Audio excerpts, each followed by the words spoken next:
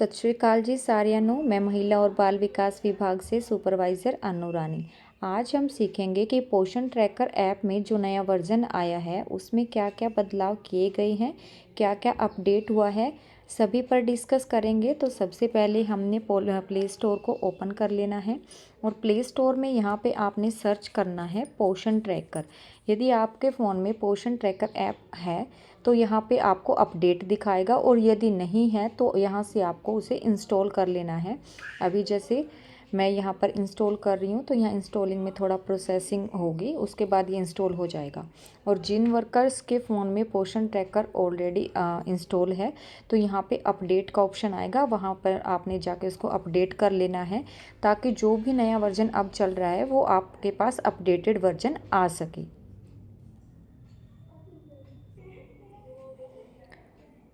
तो आप देख रहे हैं कि यहाँ से ये इंस्टॉल होना शुरू हो गया है और यहाँ पर इसका ओपन का ऑप्शन आ गया है, तो हमने यहाँ पे इसको ओपन कर देना है। ठीक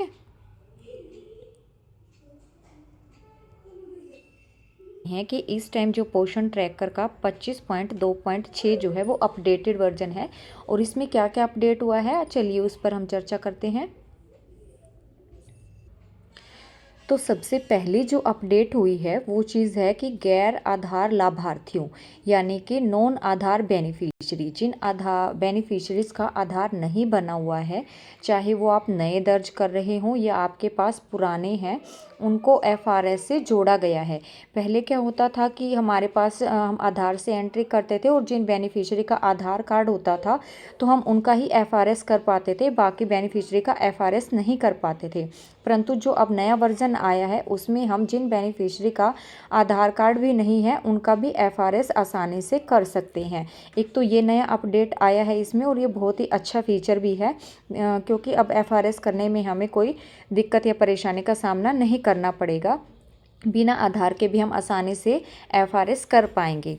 और दूसरा जो नया अपडेट आया है उसमें है कि टीएचआर एचसीएम वितरण के लिए अब एफआरएस की आवश्यकता है। ये बहुत ही इम्पोर्टेंट फीचर है। पहले क्या होता था कि टीएचआर हमें जिसका देना होता था तो हम सिर्फ उन्हीं का एफआरएस करते थे, बाकी एचसीएम करने के लिए हमें किसी का एफआरएस की आवश्यकता नहीं होती थी। स्पेशली जब हम 3 से 6 का एचसीएम देते हैं तो हम इसमें एफआरएस की नीड नहीं होती थी। परंतु अब जो नया वर्जन है उसमें ये अपडेट किया गया है कि एचसीएम देने के लिए भी आपको एफआरएस की आवश्यकता पड़ेगी, यानी कि अब आपको 3 से 6 साल के जो बेनिफिशियरी है यदि उनको एचसीएम देना है तो आपको उसका एफआरएस करना पड़ेगा। यानी कि ये दोनों के लिए अब कंपलसरी हो गया है, जिसको टीएचआर देना है उसका भी और जिसको एचसीएम वितरण करना है उसके लिए भी आपको एफआरएस करना पड़ेगा। तीसरा नया अपडेट है कि वैलिडिटी ऑफ टीएचआर एचसीएम, यानी कि एचसीएम और टीएचआर जो हम देते हैं उसकी कितनी वैधता है, वो कितने समय के लिए मान्य है। तो यहाँ पर पहला है कि 3 महीने। अब 3 महीने किसके लिए है? आधार नामांकन संख्या के साथ जिस बेनिफिशियरी को आपने आधार से ऐड कर रखा है उसको टीएचआर आप 3 महीने तक दे सकते हैं, 3 महीने तक वो मान्य है। और जिसका आधार बिना आधार के आपने प्रोफाइल में एंट्री कर रखा है, बेनिफिशियरी चढ़ा रखा है, उसका आप 1 महीने तक ही टीएचआर या एचसीएम दे सकते हैं। लेकिन 1 महीने के बाद आपको उसका आधार कंपलसरी ऐड करना ही पड़ेगा। ठीक है, तो आधार संख्या के साथ आप 3 महीने तक राशन दे सकते हैं, टीएचआर या एचसीएम, और बिना आधार के आप 1 महीने तक ही उसको टीएचआर या एचसीएम दे सकते हैं। तो ये एक नया बदलाव किया गया है पोषण ट्रैकर 25.2.6 में। ठीक है, अब लाभार्थी प्रोफाइल में आधार नामांकन संख्या जोड़ी जा सकती है।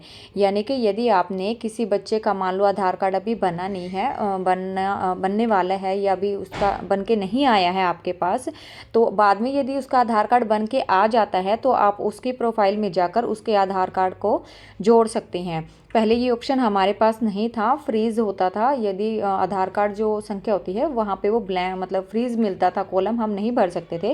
परंतु अब ऐड चाइल्ड आधार का ऑप्शन आ चुका है नए वर्जन में, तो ये भी बहुत अच्छा फीचर इन्होंने दिया है।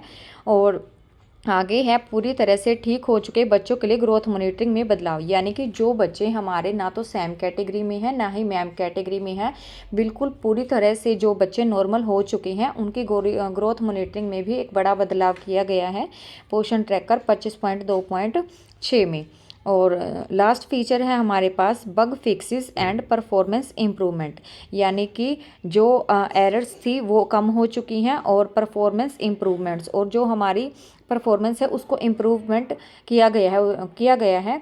ऐसा इसलिए किया गया है ये सारे बदलाव, ताकि जो पोषण ट्रैकर है नया वर्जन जो अभी आया है, पहले जो था और जो अब चल रहा है उसमें बहुत सारी प्रॉब्लम थी, धीरे धीरे इसको अपडेट किया गया है और इसमें जो है पारदर्शिता लाई गई है, फेक किसी का जो है इसमें ना भरा जाए, इसलिए इसमें आधार और एफआरएस को ऐड किया गया है ताकि सही लाभार्थी तक सही तरीके से लाभ पहुंचाया जा सके, इसमें कोई भी फेक एंट्री ना हो, इसलिए इसमें पहचान अनिवार्य की गई है।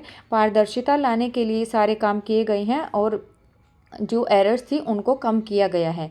तो आशा करती हूँ कि आपको इन सारे फीचर्स के बारे में अच्छे से पता लग गया होगा। यदि इनमें से किसी का कोई डाउट रहता है तो आप मुझे कमेंट करके पूछ सकते हो।